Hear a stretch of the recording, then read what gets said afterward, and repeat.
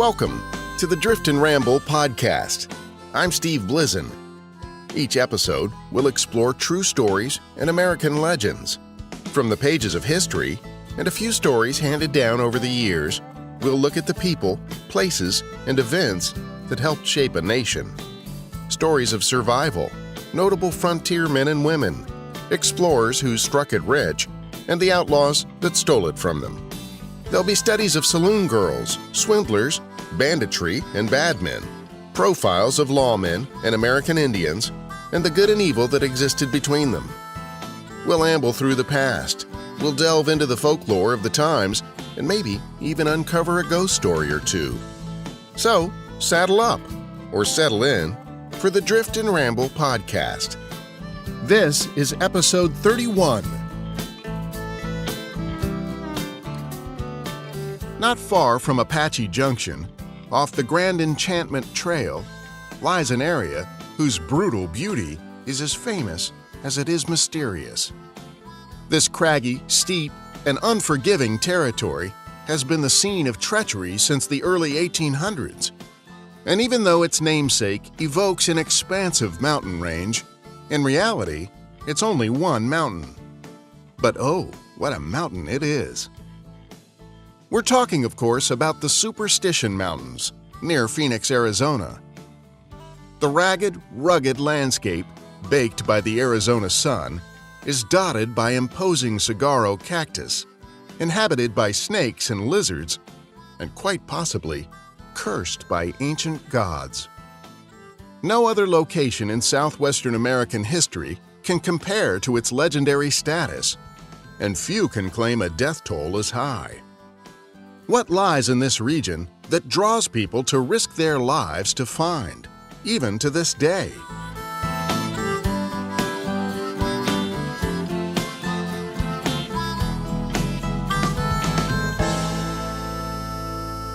This area is the site of the legendary Lost Dutchman Mine.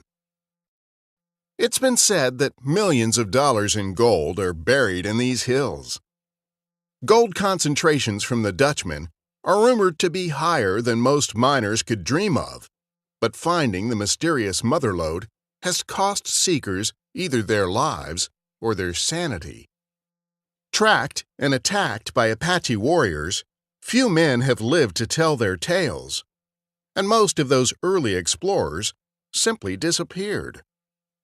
But, as we'll learn, these weren't just simple vanishings, or fools that wandered off and got lost. Sometimes, men were just a few feet away from their compadres when they vanished, adding to the mysterious tales the men who made it home would tell. Hey Steve, it's Austin. Just wanted to give you a heads up. We're all heading out to Phoenix for our friend's wedding, so we're not going to be able to record anything next week. Sorry, man. Just wanted to let you know. I'll give you a shout when we get back in town.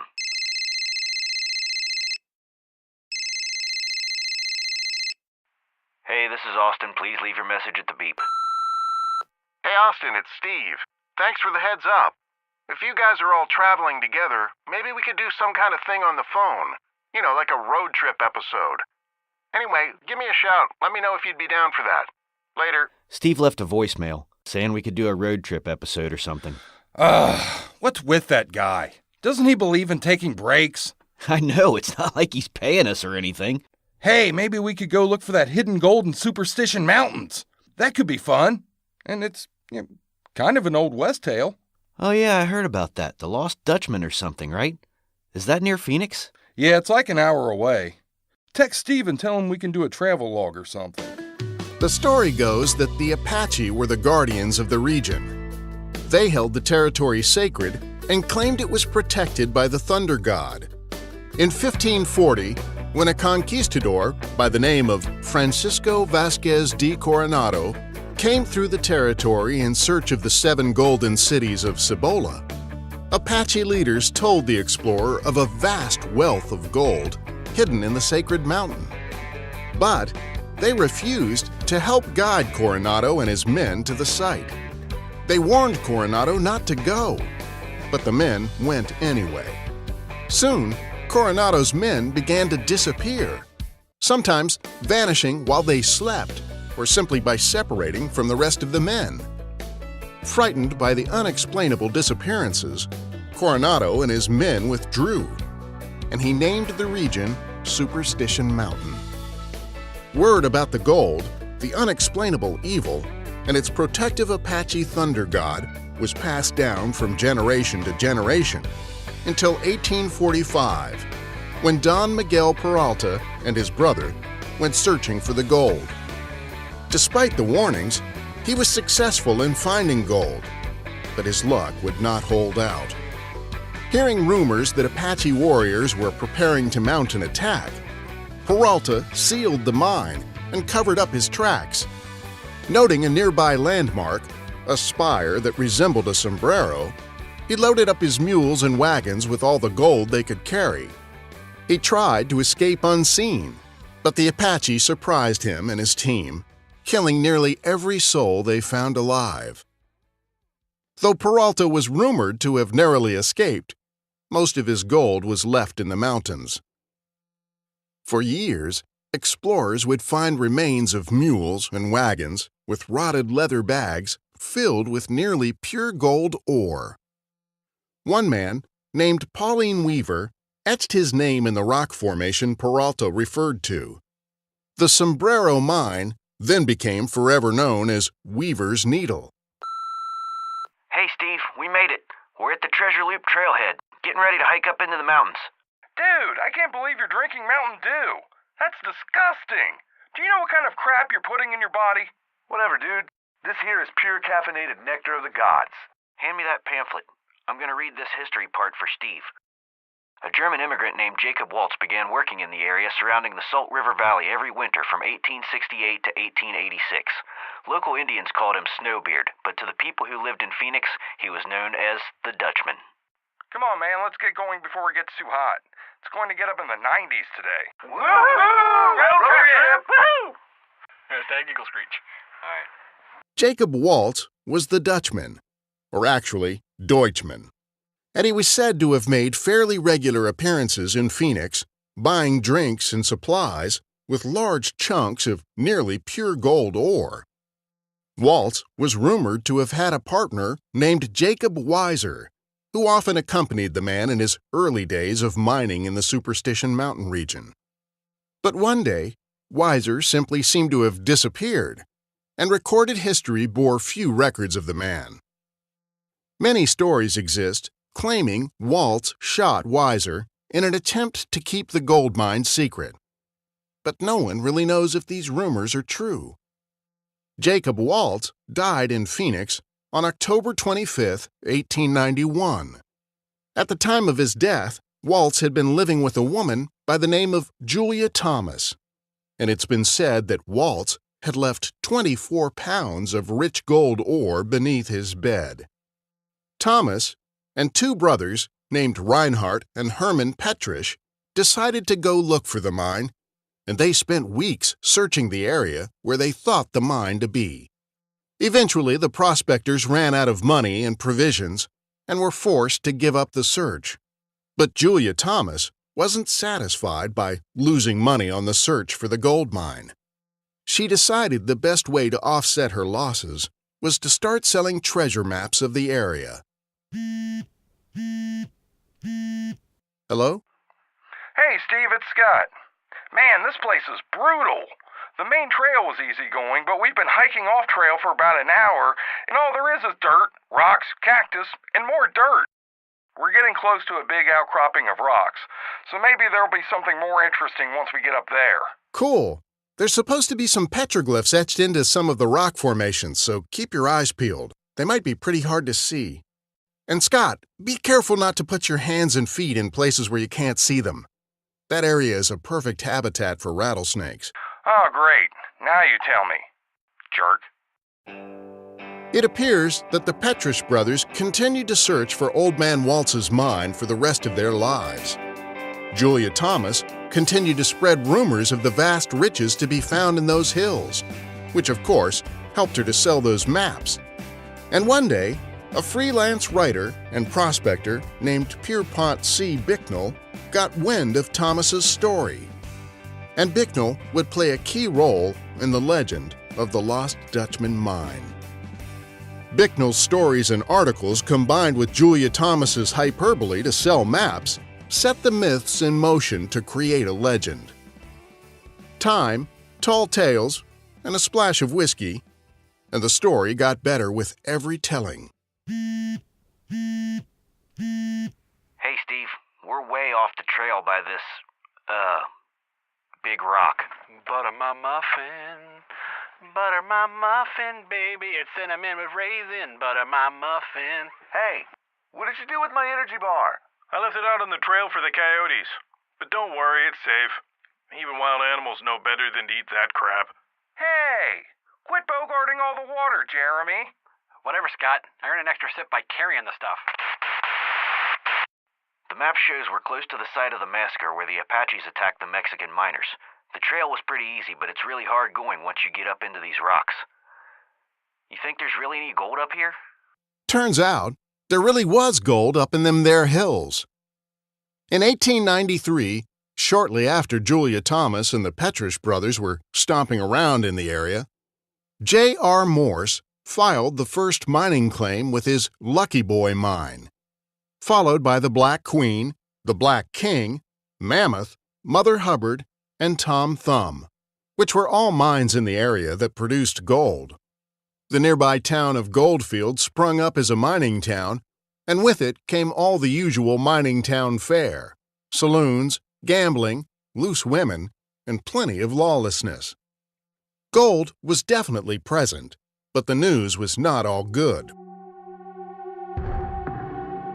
There were reports of strange activities in the area, going back as far as the 1860s. Beginning with the case of Jacob Weiser, there was evidence of strange and unexplained disappearances, cold-blooded killings, bizarre accidents, and brutal attacks. Take the case of Elijah Rivas, who was known as the madman of the Superstitions. He made his home in the mountains from the early 1870s until 1896, when his badly decomposed body was found near his home. Coyotes had been feeding on him, and his head had been severed from its body. It was found several feet away. Around 1900, two prospectors named Malm and Silverlock began prospecting around the northern edge of the Superstition Mountain. They did find some gold, enough to sustain them, but not a big bonanza. In 1910, when Malm suddenly appeared at the Mormon Cooperative in Mesa, Arizona, he was babbling incoherently, accusing Silverlock of trying to kill him. Silverlock was arrested, but deemed insane and sent to an asylum. Both he and Malm would be dead within the next 2 years. What disturbs me the most was that as time went on, these reports became more frequent. In fact, they seemed to increase sharply after the 1930s and continue to go strong through present day. When a man named Erwin Ruth helped Pedro Gonzalez avoid imprisonment, a series of strange events was set into motion. You see, Gonzalez claimed to be a descendant of the Peralta mining family. And to show his gratitude to Ruth for keeping him out of jail, Gonzalez offered information on the Lost Peralta mine. But Erwin wasn't interested in mining, so he told his father about the maps, and his father became obsessed. At the ripe old age of 66 years old, and against all advice to the contrary, Adolph Ruth set off alone in search of the gold mine. He was never heard from again.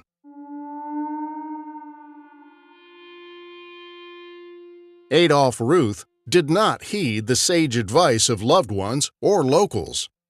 He planned to camp out on the mountain for a period of 2 weeks.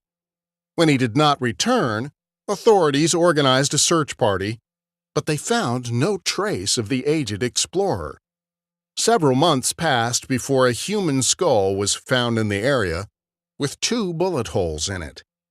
A careful examination proved it was the skull of Adolph Ruth. The bullet holes were said to have been made by a high-powered rifle at very close range. The rest of Ruth's remains were found over a mile from where the skull had been found. These were also positively identified by metal pins used to mend broken bones that Ruth had suffered during his lifetime. A pistol was found near the scene, but no shots had been fired from it. And there was a note saying that Ruth had found the mine. It ended with the words Veni, Vidi, Vici, which is Latin for I came, I saw, I conquered. Ruth's checkbook was also found nearby. It also contained a strange note, one that read, about 200 feet across from cave. But none of the maps provided by Pedro Gonzalez were found at the scene. And why would there have been such a cryptic clue left in a checkbook of all things? That's weird. There's a voicemail from Austin. I didn't even hear the phone ring. Steve, cell service is getting kind of spotty up here, but we found what looks like what's left of a broken arrow and a bunch of petroglyphs on the inside of a wall of a kind of cave or something. It's awesome, man. There's like pieces of an old belt buckle, it looks like, too. I wonder what that is, or who it belonged to. It's freaking awesome.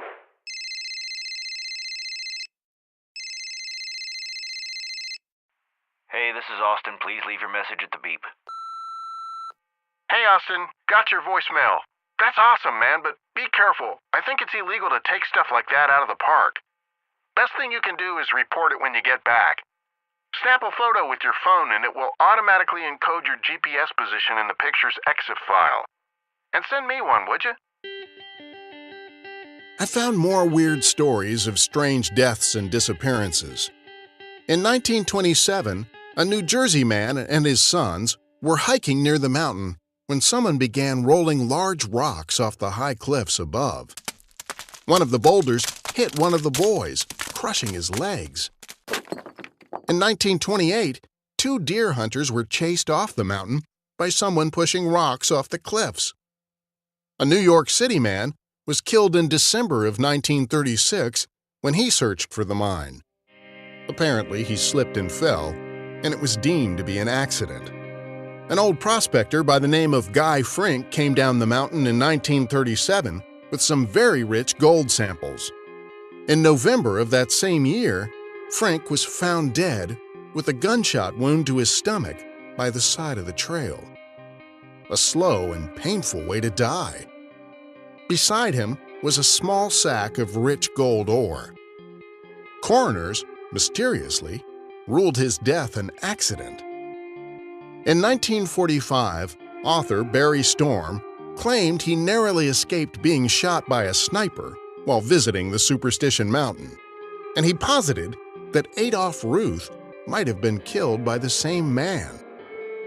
In 1947, when the headless skeletal remains of prospector James A. Cravey were discovered, tied in a blanket while the head sat some 40 feet away, the coroner's jury ruled there was no evidence of foul play. Why would a man choose to shoot himself in the stomach when he's carrying a bag full of gold? And how can a man die of natural causes when he's been tied inside a blanket? Things were beginning to sound sinister, and I started wondering when Austin would check in again. Hey, man. Austin's phone died. We've got a weak signal, but just in case, my number is 364-552-4... We're probably going to turn back. It's getting hot and we ran out of water. Fortunately, we have plenty back at the car. Oh, and we saw the coolest petroglyphs, man. Like weird handprints made of tar or something, all over this one big boulder. I checked the caller ID, but it didn't register a number. That was weird. It just read unknown. Without a complete phone number, I had no way to call them back and tell them what I found out. But I wasn't too worried since it sounded like they were on their way back down the mountain anyway. But I kept turning up these weird deaths. A physician named John Burns, visiting from Oregon, was found shot to death in 1951. Cause of death? Accidental. In 1952, a man from Ohio went missing, And when his skeletal remains were found 2 years later, there was evidence that he had been shot from directly above. Yet, that death was ruled accidental. And in 1956, when a Brooklyn man reported his brother had been missing for several weeks after searching for the mine, a month later, that body was finally found, with a bullet hole just above the right temple. He had a gun with him, but it was found underneath the body. Still, the death was ruled a suicide. This was just weird. It was like there was some psychopathic serial killer at work in the Superstition Mountains. And while the method of killings changed, the killings themselves continued unabated for nearly 100 years. What kind of crazed psychopath has that kind of staying power? Certainly not one of the human kind. Anxiously, I watched my phone as I waded through reams of research. More deaths, more strange circumstances. In October 1960, a group of hikers found a headless skeleton near the foot of a cliff. It was 4 days later before they finally found the skull. Forensics determined it belonged to an Austrian student named Franz Harrier. And just days after that discovery, another skeleton was found. These remains were identified as William Richard Harvey, the painter from San Francisco. Cause of death unknown. In January 1961, a family enjoying a picnic near the base of the mountain discovered the partially buried remains of H.C. Bowen. He was a prospector from Utah who had been fatally shot in the back. Another prospector, Walter Mowry, was found shot to death in Needle Canyon. In 1964, a prospector named Jay Clapp, who had worked the area on and off for nearly 15 years, just up and vanished. When his headless skeleton was found 3 years later, the remains were identified by 2 cameras found with the remains, which both had the initials JC etched into them. His skull, by the way, was never located.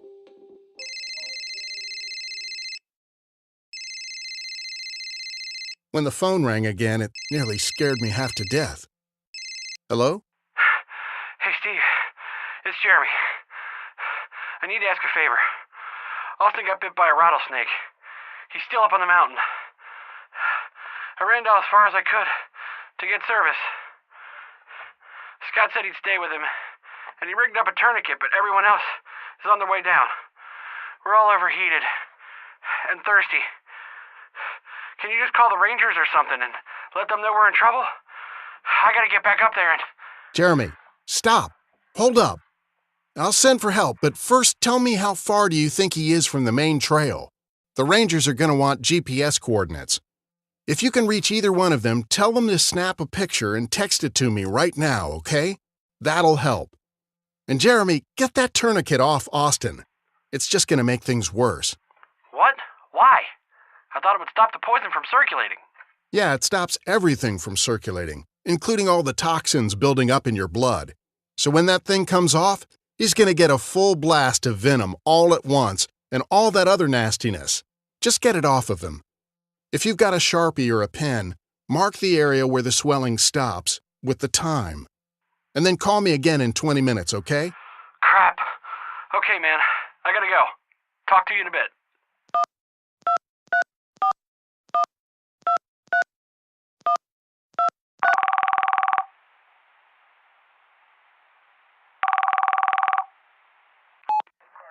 Pinal County Sheriff, what is your emergency? Hi, I have a group of hikers in the Superstition Mountains that are in distress. One has been bitten by a rattlesnake. They stopped hiking, but he has a tourniquet on the wound. What is your name, phone number, and location, sir? I'm not with them. I'm in California. Sir, I still need all this information, please. What is your name? Steve. And your phone number, Steve? It's 818-486... And you said you're in California? Yes, ma'am, that's correct. I was talking to one of them on the phone just now, and he told me that Austin was bit by a rattlesnake. So the victim's name is Austin? Austin what? What's his last name? Beach. His last name is Beach. Is that beach like the tree or beach like by the ocean? Seriously, does it matter how you spell it? Can you just get someone rolling out there? I'm not sure exactly where they are, and it's probably going to take some time to find them. Sir, I can't help anyone without complete information, so please try to bear with me. We're going to get help for your friend. Thank you. I'm sorry. I'm kind of frazzled. It's all my fault they're out there, and I don't want anybody to get hurt. Do you know how old Mr. Beach is? Does he have any medical conditions that you're aware of? No, I don't know. I guess he's maybe late 40s. I don't really know. Any member of his party have a cell phone with them? We'll want to make contact to assess the patient's condition. What? Oh, yeah, but his battery died, which is weird because I just now got a text from him. I mean, a picture. Hey, can I text this to you? It will have their previous location embedded in the EXIF file. Maybe you can use the GPS coordinates to get close to where they are. Sir, is this some kind of prank you're playing? What? No! Why do you want to text me a picture? A picture of what exactly? Look, it doesn't matter what the picture is, officer. There's a code embedded in the picture file that includes their last known GPS position. Sir, we don't have the technology to decode pictures. If you have GPS coordinates, you can tell me. That's information I can relay. But this office doesn't have the capacity to decode any kind of coded pictures. Yeah, okay, got it. Look, I'll work on it. Listen, I'm going to have to call you back with that information. I'm expecting one of the hikers to contact me with an update, and I'll get you their phone numbers then. What's your name so I can get back to you? Officer Decker, sir. Badge number 151693. Thank you, officer.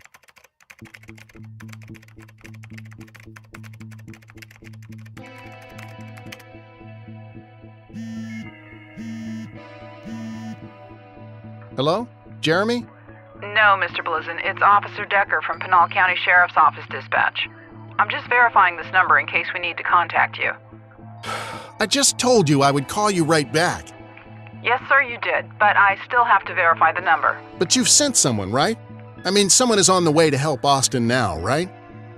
No, sir. I cannot dispatch anyone to an undisclosed location without confirming the reporting party is indeed authentic and that this is a real emergency. Officer Decker, all due respect, but this is going to be a recovery mission if you don't get somebody on the road right now.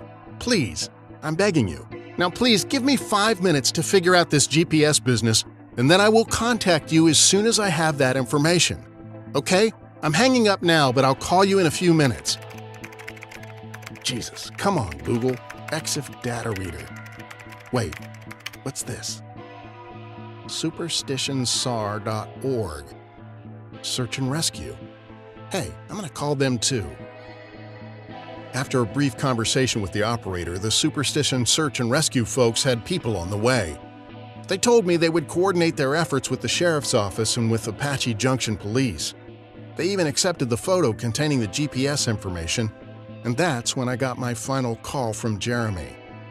My screen said, "Unknown caller." Hello? Mike's they're all gone. Jeremy? What's going on? I came back. I ran all the way. Tell me your number. Drew, Scott. What is your number? Jeremy! Jeremy!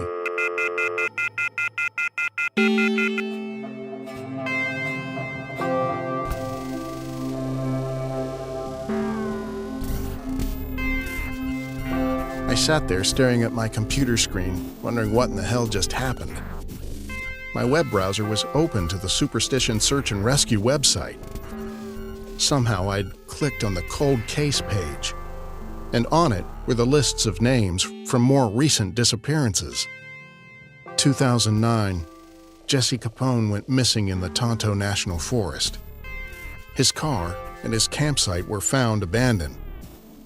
When he left his home in Denver, Colorado, family and friends claimed he had become obsessed with looking for the Lost Dutchman Mine. He had already made previous trips to the area, but this time was his last. 5 years after his last known sighting, his body was found in November of 2012, wedged into a crevice. In 2010, 3 Utah hikers went missing in the Superstition Mountains and presumably died from heat exposure. One of the men, named Curtis Merworth, had been in the area just 1 year prior. And during that first visit in 2009, he got so lost, he required the services of search and rescue. This time, the men would not be so lucky. All 3 remained missing until 2011. In August of 2009, it took a 5-week search to find the body of James Kelly. He died only a quarter of a mile from the First Water trailhead. A month later, in September, Kelly Tate died less than 100 yards from the parking lot. David Huck was found dead after he'd gone missing for 4 days in October of 2010. And in 2013, a missing hiker named Christopher Hensley was found deceased in a place called No Name Canyon. And now, it sounded like there may be new names added to the list. Names of people I actually knew. People I had sent there on a fool's errand. I reached up and clicked to close the web pages I had opened from my research. Search and rescue, the county sheriff, the Wikipedia page. And just before I clicked it away, I noticed that under the heading Superstition Legends, there was one single sentence that could have, should have changed everything. That single sentence near the bottom of the page read, quote, "Some Apaches believe that the hole leading down into the lower world, or hell, is located in the Superstition Mountains.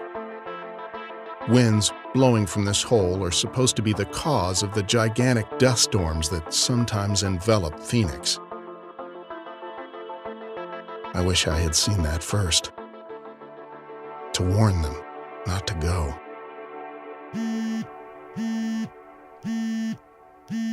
Hello? Jeremy? Hello. Is this Steve? Yes, this is Steve. Did you find them? Are they okay? I'm sorry, Steve. No. We haven't found them. All we found are some cell phones, a broken arrow, and some...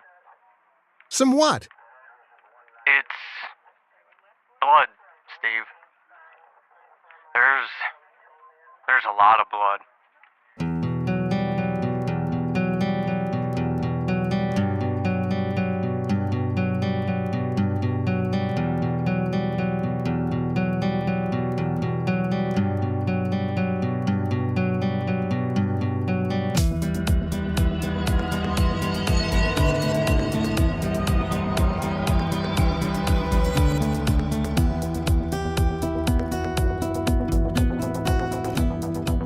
Folks, we have some very important information to relate, so please stick around so you can find out what's happening on the next episode. Plus, you might want to know what's going on. Some of you may be aware that the Drift and Ramble podcast has been nominated for an Audioverse Award in 3 different categories: Best Original Music, Best Audio Engineer, and Best Production. We would love to have your vote for this award. We're up against some of the biggest names in podcasting, so it's an honor just to be mentioned. Beginning October 15th, you can stop by our Facebook page, website, or Twitter feed for details on how you can vote for the Drift and Ramble podcast. Now, we know you may have many other shows you want to vote for, and we encourage you to vote for all your favorites, but please consider voting for some of the fine folks who have helped out the Drift and Ramble podcast earn its nominations. From Audioblivious Productions and their show, Winnebago Warrior, The Tale of John Wainaby, please vote for them for Best Production. That's Winnebago Warrior, The Tale of John Wainaby. For Best Actress, Sarah Golding. She's nominated for her work on many other shows, but she's also been a great contributor here on the Drift and Ramble podcast. That's Sarah Golding for Best Actress. From Rex Riveter, Private Eye, for Best Writer, Greg McAfee. For Best Actress, Rhiannon McAfee. For Best Actor, Randy Cole. For Best Production, Rex Riveter, Private Eye. From Theater of Tomorrow, Best Writer, Travis McMaster. Best Actor, Mark Whitten. For Best Actress, Kelly Ninel-Towski. And for Best Production, Theater of Tomorrow. And of course, a vote for Drift and Ramble in any category would be amazing. Now, for those of you who like the spooky stuff, you can hear more of my production work on the Creepy Podcast. Creepy is hosted and narrated by author John Grills, whom you may have heard of through his other show, Small Town Horror. John cultivates a list of some of the creepiest creepypasta stories from around the web. If you like scary stories and urban legends, Creepy Podcast is for you. I've produced a number of episodes for the 31 Days of Horror, which is happening right now. And I encourage you to check out the show and get your spook on. Thanks to all of our listeners, friends, and supporters of the Drift and Ramble podcast, and especially to our Patreon supporters for contributing to our show. This month, Julia joined our posse, and Storm became a sponsor, and that puts us closer than ever to meeting our monthly goal. We'd love for you to gain access to exclusive content like spooky stories and other stuff, but if you're not in a position to put up a few bucks, you can still enjoy the show notes and cast lists that we post for free at patreon.com/driftandramble. That's patreon.com/driftandramble. This episode features the cast of Audioblivious Productions, including Austin Beach, Scott Phillips, Jeremy Hennessy, Drew Prophet, and Mike Jansen, all playing themselves. Be sure to check out their hilarious show called Winnebago Warrior, The Legend of John Wainaby by Audioblivious Productions. The Pinal County Sheriff's Dispatcher was played by Cheryl Blizzin, and the Superstition Search and Rescue Operator was played by Paul Sading. Paul is the creative force behind many excellent shows, like Subject Found, Diary of a Madman, and Atheist Apocalypse. You can find his shows at fatecrafters.net. On the next Drift and Ramble podcast, we'll be talking to Dr. Conrad Morton, an expert in the field of Native American studies. He's going to break down the legend of the Skinwalker and tell us about this creepy Native American folklore. We'll also talk to local archaeologist and Navajo expert Rachel Bennett about this spooky legend and what it all means. That's all coming up on the next Drift and Ramble podcast. Until we meet again, I'm Steve Blizzin. See you at the next installment of the Drift and Ramble podcast.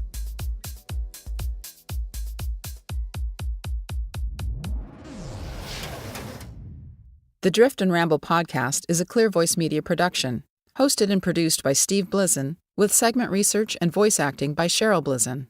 Additional contributions and content have been made possible by support from individuals dedicated to the art and science of storytelling and exploring the still fertile promise of the American West.